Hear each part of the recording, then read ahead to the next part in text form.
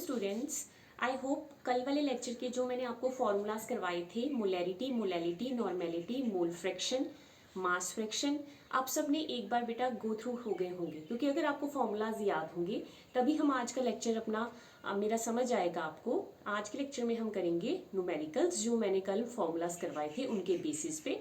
आपको एग्जाम में 4 मार्क का न्यूमेरिकल आना ही आना है मोलैरिटी, नॉर्मेलिटी, मोल फ्रैक्शन पे, ठीक है। तो एक मैंने न्यूमेरिकल जो है वो लिखा ही हुआ है already. 4.6 gram of ethanol dissolved in 100 gram of water gave a solution having density 0.992 ग्राम पर centimetre cube. Find molarity, molality, mass percentage, mole fraction. तो पहले न्यूमेरिकल को देखो। आपको बोला है इतने ग्राम इथेनॉल को इतने ग्राम पानी में डिसॉल्व किया। तो सबसे पहली बात बेटा, जिस चीज को डिसॉल्व किया होगा या जिस चीज का सॉल्यूशन होगा, वो लिखा होगा इथेनॉल सॉल्यूशन, शुगर सॉल्यूशन, कोई HCl का सॉल्यूशन, तो जिस भी चीज को पानी में डिसॉल्व किया ना, तो वो चीज आपका सॉल्यूट है। जैसे इसमें लिखा है इथेनॉल को इतने ग्राम पानी में डिसॉल्व किया, या लिखा होता है इथेनॉल सॉल्यूशन, तो इसका मतलब आपका जो सॉल्यूट है वो क्या है, इथेनॉल। तो सबसे पहले आपको मास ऑफ सॉल्यूट, सॉल्यूट क्या है बेटा आपका, इथेनॉल, ठीक है। जिस भी चीज का सॉल्यूशन होगा वो आपका सॉल्यूट होगा। कितना दे रखा है आपको मास ऑफ सॉल्यूट, 4.6 ग्राम, ठीक है। इसके अलावा क्या दे रखा है, dissolved in 100 gram of water, 100 gram of water ही लिखा है, 100 gram of, let me check, yes, पानी लिख रखा है। तो पानी क्या होता है बेटा, सॉल्वेंट। यहाँ ध्यान रखना कि वाटर लिखा है या सॉल्यूशन लिखा है। अगर तो 100 ग्राम सॉल्यूशन होता तो मास ऑफ सॉल्यूशन लिखते, लेकिन यहाँ पे 100 ग्राम ऑफ वाटर लिखा है, तो this is mass of solvent, क्योंकि पानी क्या है, सॉल्वेंट। तो सॉल्वेंट का मास दे रखा है आपको 100 ग्राम। इसके अलावा आपको क्या दे रखी है, डेंसिटी दे रखी है। बेटा डेंसिटी हमेशा सॉल्यूशन की होती है, सॉल्यूट या सॉल्वेंट की डेंसिटी नहीं होगी। डेंसिटी हमेशा किसकी दी होगी, सॉल्यूशन की। तो डेंसिटी ऑफ सॉल्यूशन आपको दे रखा है 0.992 ग्राम पर सेंटीमीटर क्यूब। अब आपने फाइंड करनी है पहले मोलैरिटी। तो देखो जो जो चीजें हमें गिवन थी वो मैंने लिख लिया। आपको इथेनॉल का मास गिवन था, इथेनॉल का सॉल्यूशन है, तो इथेनॉल क्या हो जाएगा, सॉल्यूट, ठीक है। तो इथेनॉल का मास कितना दे रखा है, 4.6। इथेनॉल को पानी में डिसॉल्व किया, पानी क्या है, सॉल्वेंट, तो मास ऑफ सॉल्वेंट आपको दे रखा है 100 ग्राम। इसके अलावा आपको डेंसिटी दे रखी है, डेंसिटी किसकी होती है, सॉल्यूशन की, तो डेंसिटी ऑफ सॉल्यूशन दे रखी है इतना। और आपने निकालनी क्या है, मोलैरिटी। तो कल मैंने मोलैरिटी का फॉर्मूला लिखवाया था। मैंने कहा था कि आपको मोलैरिटी क्या होती है, number of moles dissolved in 1 litre of solution. लेकिन न्यूमेरिकल में नंबर ऑफ मोल्स नहीं दिए सॉल्यूट के, क्या दे रखा है, मास दे रखा है सॉल्यूट का। तो सीधा नंबर ऑफ मोल्स कैसे निकालोगे, मास ऑफ सॉल्यूट, फॉर्मूला लगाओगे, divided by molar mass of solute, ठीक है, into 1000 divided by volume of solution in millilitre, ठीक है। अब आपके पास मास ऑफ सॉल्यूट तो दे रखा है 4.6 ग्राम। मॉलिक्यूलर मास सॉल्यूट का दिया नहीं हुआ, वो खुद निकालना है। सॉल्यूट क्या है आपका, इथेनॉल, तो इसका मॉलिक्यूलर मास आप खुद निकालोगे। इथेनॉल का फॉर्मूला होता है C2H5OH, तो इसका मोलर मास आपने खुद निकालना है। कार्बन का एटॉमिक वेट होता है 12, कितने कार्बन है, 2।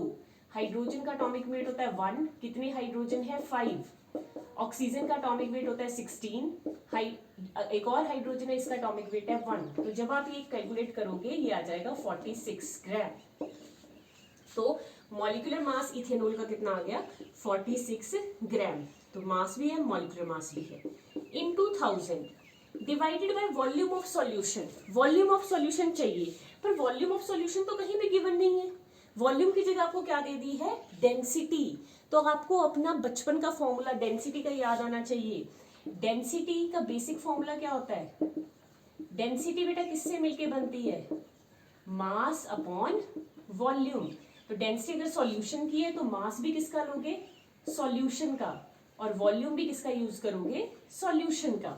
तो डेंसिटी आपको यहाँ वॉल्यूम नहीं दे रखा, वॉल्यूम की जगह आपको क्या दे रखा है, डेंसिटी।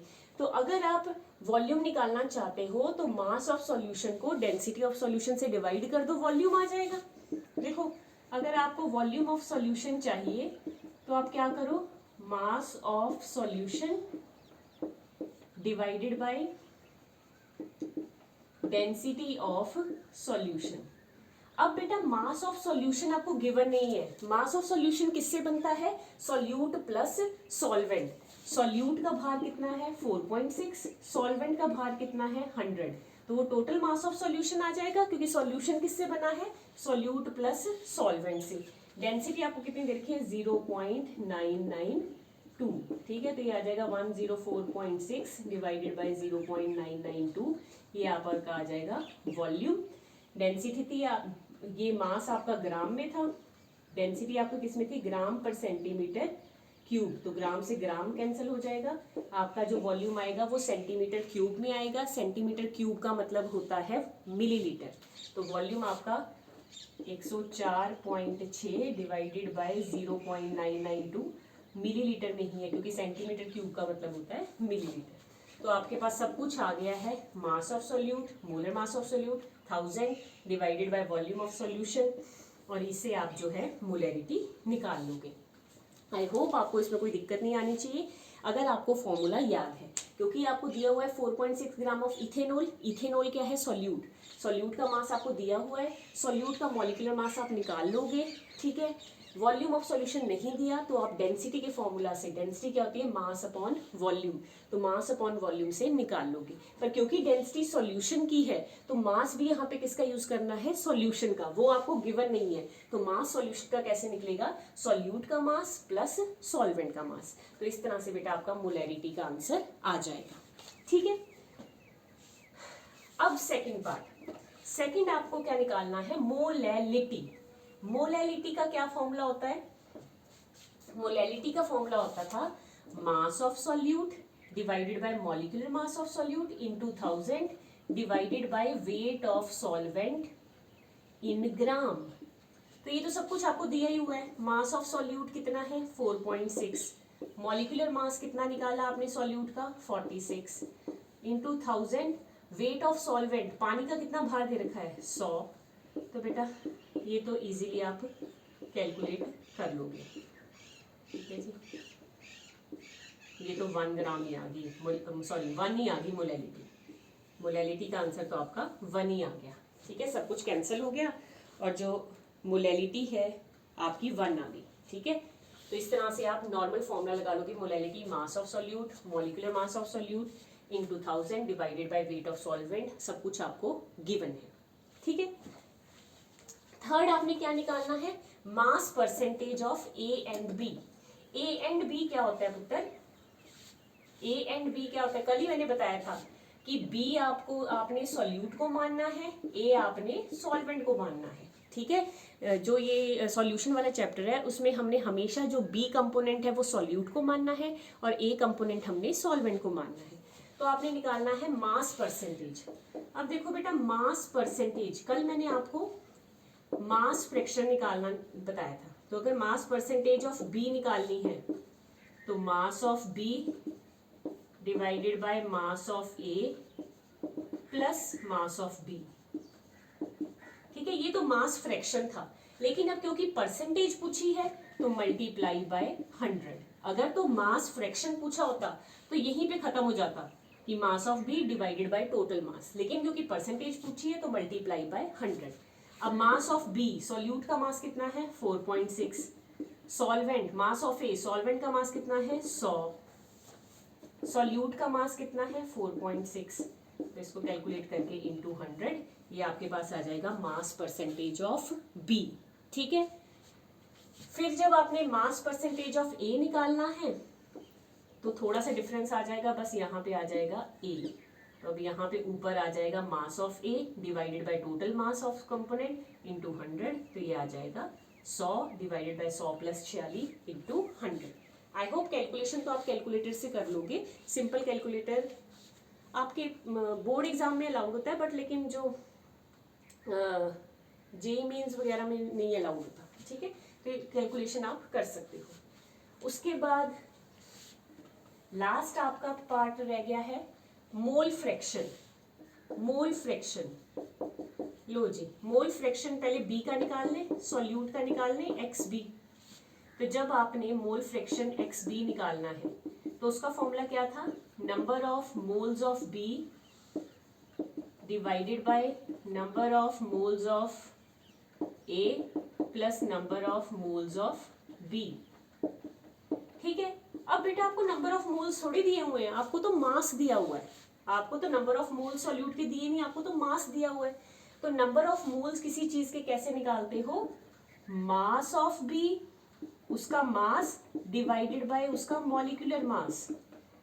ठीक है, similarly number of moles of A कैसे निकालोगे, mass of A divided by उसका molecular mass. Similarly number of moles B कैसे निकालोगे, mass of B divided by उसका मॉलिक्यूलर मास। तो अब नंबर ऑफ मोल्स गिवन नहीं है, अगर गिवन नहीं है तो आपको खुद निकालने पड़ेंगे। मैं इधर कर देती हूँ एक्स बी। तो मास बी का कितना है 4.6 divided by molecular mass B का कितना आया 46। मास ए का कितना है, पानी का कितना मास है 100। पानी का मॉलिक्यूलर मास 18 होता है, कैलकुलेट कर लेना 18 होता है। हाइड्रोजन का 2, ऑक्सीजन का 16, 2 हाइड्रोजन है। वैसे हाइड्रोजन का 1 होता है एटॉमिक वेट, क्योंकि 2 हाइड्रोजन है तो 1 इंटू 2 2 प्लस 16 18 आ जाएगा। तो इस तरह से आपका एक्स बी आ जाएगा। जब आपका एक्स बी आ गया तो फिर आपको बेटा एक्स ए निकालने के लिए दोबारा से सब कुछ करने की जरूरत नहीं। आपको पता है एक्स ए प्लस एक्स बी 1 के बराबर होता है। तो एक्स ए क्या आ जाएगा 1 minus x B. Mole fraction of A कैसे निकाल लोगे, जो भी आपका बी आया है उसको 1 में से माइनस कर दो और आपको मोल फ्रैक्शन ऑफ ए मिल जाएगा। तो इस तरह से बेटा हमने कल जो फॉर्मूलाज किए थे एक ही न्यूमेरिकल में मैंने सब कुछ बता दिया कि मोलैरिटी कैसे निकालनी है, mass upon molar mass into 1000 upon volume. आपको वॉल्यूम नहीं दिया था तो डेंसिटी से आपने वॉल्यूम निकाल लिया। ठीक है, जब आपने मोलैरिटी निकालनी थी तो वॉल्यूम की जगह वेट ऑफ सॉल्वेंट यूज हुआ। ठीक है, फिर मास फ्रैक्शन की जगह मास परसेंटेज पूछी हुई थी तो मल्टीप्लाई बाय 100 करना पड़ा। मोल फ्रैक्शन एक का निकाल लो, दूसरे का निकालने के लिए 1 minus x B. Moles given नहीं थे तो फॉर्मूला लगा दिया मास अपॉन मॉलिक्यूलर मास। अगर किसी को कोई डाउट है तो प्लीज़ मुझे बताएं। आई होप आपको ये समझ आ गया होगा। ठीक है, एक और न्यूमेरिकल लेते हैं। 2.46 gram of sodium hydroxide dissolved in 100 centimetre cube of solution. तो देखो कहता है 2.4 ग्राम सोडियम हाइड्रोक्साइड जो है वो डिसॉल्व किया है 100 centimetre cube of solution. Calculate molarity. हाँ जी, 2.4 gram of sodium hydroxide dissolved in 100 centimetre cube in a volumetric, मतलब 100 ml सॉल्यूशन। डायरेक्टली लिख देती हूँ मैं। ठीक है जी, फाइंड मोलैरिटी कैपिटल एम मतलब मोलैरिटी। तो अब बेटा देखो NaOH का सॉल्यूशन है ना, तो सॉल्यूट क्या होगा आपका NaOH। तो सबसे पहले मास ऑफ सॉल्यूट जो गिवन है वो लिखना शुरू किया करो। मास ऑफ सॉल्यूट दिया हुआ है आपको, सॉल्यूट क्या होता है B, इस केस में क्या है NaOH 2.4। ठीक है, मॉलिक्यूलर मास खुद निकाल लो। मॉलिक्यूलर मास ऑफ NaOH कितना होगा, सोडियम का होता है 23, ऑक्सीजन का होता है 16, हाइड्रोजन का होता है 1, 40 ग्राम आ गया। ठीक है, ये अगर नहीं दिया हो, वैसे दिया होता है, नहीं दिया हो, मैंने नहीं दिया आपको क्योंकि मैं चाहती थी आप खुद निकालो। सोडियम का होता है 23, ऑक्सीजन का 16, हाइड्रोजन का 1, तो 40 ग्राम आ गया मॉलिक्यूलर मास। ठीक है, अब आपको वॉल्यूम ऑफ सॉल्यूशन भी गिवन है। देखो 100 ml सॉल्यूशन में मिक्स किया तो वॉल्यूम ऑफ सॉल्यूशन 100 ml। निकालना क्या है मोलैरिटी, बिल्कुल सिंपल है। मोलैरिटी का फॉर्मूला क्या था, mass of solute, molar mass of solute into 1000 divided by volume of solution in ml। Mass of solute 2.4, molecular mass 40 into 1000 divided by volume कितना दे रखा है 100 ml। तो ये कैंसिल हो जाएगा और जो भी आपका आंसर आ जाएगा। तो बिल्कुल सिंपल क्वेश्चंस भी हैं आपके, आप अपने आप ट्राई करेंगे तो आपको आइडिया लग जाएगा कि कितने इजी क्वेश्चन हैं। इनको सॉल्व करना कोई डिफिकल्ट काम नहीं है। ठीक है, एक और क्वेश्चन ले लेते हैं ताकि आपको आइडिया लगता रहे कि किस तरह से ये क्वेश्चन सॉल्व करने हैं। ठीक है, आगे एक क्वेश्चन ले लेते हैं हम। हाँ जी, calculate mole fraction of ethylene glycol containing 20% ethylene glycol by mass. Yes, देखो कहता मोल फ्रैक्शन निकालना है आपने इथाइलिन ग्लाइकोल का containing 20% ethylene glycol by mass. लो जी, कहता calculate mole fraction. Mole fraction निकालना है किसका? Ethylene glycol. इथाइलिन ग्लाइकोल का फॉर्मूला होता है C2H6O2। ठीक है, अगर मैं खोल के लिख दूं इसको तो CH2OH CH2OH ऐसे लिखते हैं इसको। ठीक है, पर आपको इकट्ठी उसने दे रखा है C2H6O2 इज इथाइलिन ग्लाइकोल। इसका मोल फ्रैक्शन निकालना है और गिवन क्या है आपको? In a solution containing 20% ethylene glycol by mass.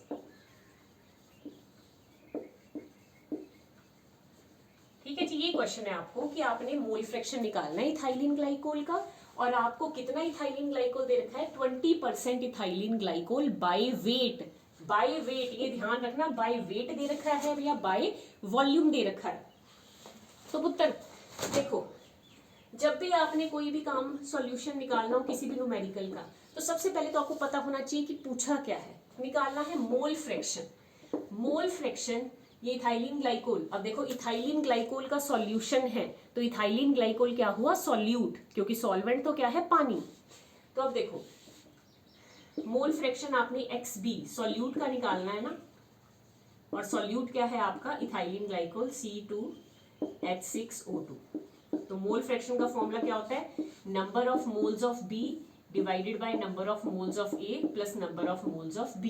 ठीक है, अब नंबर ऑफ मोल्स को मैंने स्मॉल n से रिप्रेजेंट कर दी, लेकिन आपको नंबर ऑफ मोल्स तो दिए ही नहीं हुए, कुछ भी नहीं दे रखा। तो अगर नंबर ऑफ मोल्स नहीं दे रखे तो आप कैसे निकालोगे number of moles? Mass of B divided by molar mass of B, इसके number of moles, mass of A divided by molar mass of A, इसके number of moles, mass of B divided by molar mass of B, इसके number of moles. ठीक है, पर अब आपको question में तो मास ऑफ AB भी नहीं दिया हुआ, लेकिन आपको क्या चीज दे रखी है वो देखें, 20% बाय मास। कल मैंने बताया था किसी भी चीज की अगर परसेंटेज बाय मास दे रखी है उसका मतलब क्या होता है? 20% बाय मास का क्या मतलब है? 20 gram of solute in 100 gram of solution. बस क्वेश्चन हो गया सॉल्व। मास ऑफ सॉल्यूट कितना आ गया आपके पास? Mass of solute 20 gram. Mass of solution कितना आया है? 100 ग्राम। ठीक है, सॉल्यूट का मास 20 ग्राम है, सॉल्यूशन का मास 100 ग्राम है। सॉल्वेंट का मास कितना आ जाएगा? मास ऑफ सॉल्वेंट, सॉल्वेंट होता है A, 100 माइनस 20 80 ग्राम। लो जी, सॉल्वेंट होता है A, सॉल्यूशन में से सॉल्यूट माइनस कर दो, सॉल्वेंट का मास आ जाएगा। लो फॉर्मूला हो गया। Number of moles of B क्या थे? Mass of B, mass of B कितना है? 20 ग्राम डिवाइडेड बाय मॉलिक्यूलर मास। हाँ, मॉलिक्यूलर मास निकालो इसका, इथाइलिन ग्लाइकोल का मॉलिक्यूलर मास निकालो, यहाँ निकाल देती हूँ। Molecular mass of ethylene glycol C2H6O2। कितनी कार्बन है बेटा? 2 कार्बन है, तो 12 कार्बन का एटॉमिक वेट होता है, 2 कार्बन 12 इंटू 2 प्लस हाइड्रोजन 1 है, कितनी हाइड्रोजन 6 है, हाइड्रोजन का एटॉमिक वेट होता है 1 प्लस ऑक्सीजन का एटॉमिक वेट होता है 16, कितनी ऑक्सीजन है? 2। तो इसको जब आप कैलकुलेट करोगे तो इथाइलिन ग्लाइकोल का आएगा 60, मेरे ख्याल से 62 आना चाहिए, 62 आएगा। देखो कार्बन का एटॉमिक वेट होता है 12, कितनी कार्बन है? 2, हाइड्रोजन का एटॉमिक वेट होता है 1, कितनी हाइड्रोजन है? 6, ऑक्सीजन का एटॉमिक वेट होता है 16, कितनी ऑक्सीजन है? 16, 2, तो 16 इंटू 2 सब कुछ कैलकुलेट करके आ जाएगा 62। तो मॉलिक्यूलर मास आपका आया है इसका 62 डिवाइडेड बाय मास ऑफ ए, पानी का मास कितना आया है 80 ग्राम, ए क्या होता है आपका सॉल्वेंट, उसका मास कितना है 80 ग्राम, पानी का मॉलिक्यूलर मास होता है 18 प्लस 20 डिवाइडेड बाय 62, ये आ जाएगा आपका मोल fraction of solute, mole fraction of ethylene glycol. तो सब कुछ आपको क्वेश्चन में ही दिया था, सिर्फ आपको फॉर्मूला लगा के थोड़ा सा दिमाग यूज करना था कि उस फॉर्मूले में से सॉल्यूशन कैसे निकाला जाए। जैसे कैलकुलेट मोल फ्रैक्शन था, कुछ भी नहीं दिया था, सिर्फ 20% दिया था, तो 20% का मतलब है 20 ग्राम सॉल्यूट, सॉल्यूट का मास है 20 ग्राम, सॉल्वेंट का मास आप सॉल्यूशन में से माइनस करके निकालोगे, क्योंकि 20% का मतलब होता है 20 ग्राम सॉल्यूट इन 100 ग्राम सॉल्यूशन। तो आपको सॉल्यूट का मास दे रखा है 20 ग्राम, सॉल्यूशन का मास दे रखा है 100 ग्राम, सॉल्यूशन में से सॉल्यूट माइनस कर दोगे तो सॉल्वेंट मिल जाएगा, सॉल्वेंट का मास आ गया 80 ग्राम। मॉलिक्यूलर मास सॉल्यूट का निकालना है तो फॉर्मूला आपको गिवन है इथाइलिन ग्लाइकोल का, वो आप कैलकुलेट कर लोगे, 62 आ जाएगा। नंबर ऑफ मोल्स गिवन नहीं है, नंबर ऑफ मोल्स गिवन नहीं है तो उसको मास अपॉन मॉलिक्यूलर मास से निकाल देंगे। ए होता है सॉल्वेंट, बी होता है सॉल्यूट। ठीक है जी, आई होप इसमें कोई दिक्कत नहीं होनी चाहिए। ठीक है, आगे नेक्स्ट करते हैं calculate normality, calculate normality of a solution containing 31.5 gram of hydrated oxalic acid. ठीक है, कैलकुलेट नॉर्मेलिटी, नॉर्मेलिटी निकालनी है आपने। ठीक है जी, अब इस बार क्या निकालनी है नॉर्मेलिटी, कैलकुलेट नॉर्मेलिटी, हाँ जी, of a solution containing, of a solution containing 31.5 gram of hydrated oxalic acid. Tension ना लेना, ऑक्सैलिक एसिड का फॉर्मूला उन्होंने दिया होगा। हाँ जी, ऑक्सैलिक एसिड का फॉर्मूला दे रखा है H2CO4.2 वाटर, तो ऑक्सैलिक एसिड का फॉर्मूला उन्होंने दे रखा है। ठीक है, इन 1250 ml ऑफ सॉल्यूशन, सॉल्यूशन का भार भी वॉल्यूम दे रखा है 1250 ml ऑफ सॉल्यूशन। ये तो बिल्कुल ही सिंपल है, कहता है नॉर्मेलिटी निकालो, कैपिटल N निकालो ऑक्सैलिक एसिड का, 31.5 ग्राम ऑक्सैलिक एसिड दिया हुआ है और सॉल्यूशन का वॉल्यूम भी दे रखा है 12.50 ml। तो सबसे पहले गिवन लिख लो क्या क्या दिया हुआ है, क्योंकि ऑक्सैलिक एसिड का सॉल्यूशन है तो सॉल्यूट क्या हो जाएगा ऑक्सैलिक एसिड। आपको क्या दिया हुआ है mass of oxalic acid, oxalic acid क्या है सॉल्यूट, सॉल्यूट मतलब ये क्या है बी कंपोनेंट है, इसका मास दे रखा है आपको 31.5 ग्राम। ओके, इसके अलावा आपको दे रखा है वॉल्यूम ऑफ सॉल्यूशन। अब देखो ये कैसे पता चलेगा कि वॉल्यूम दे रखा है, यहाँ देख लेना यूनिट क्या लिखे हैं, मिलीलीटर लिखा है, सेंटीमीटर क्यूब लिखा है, लीटर लिखा है, तो वॉल्यूम दिया हुआ है। किसका वॉल्यूम दिया है सॉल्यूशन का, वॉल्यूम ऑफ सॉल्यूशन दे रखा है 1250 ml। ओके, ये दो चीजें गिवन है। मॉलिक्यूलर मास खुद ही निकाल लो भाई, molecular mass of oxalic acid, क्योंकि जरूरत तो पड़ेगी ही। हाँ जी, ऑक्सैलिक एसिड का फॉर्मूला दे रखा है H2C2O4.2 वाटर।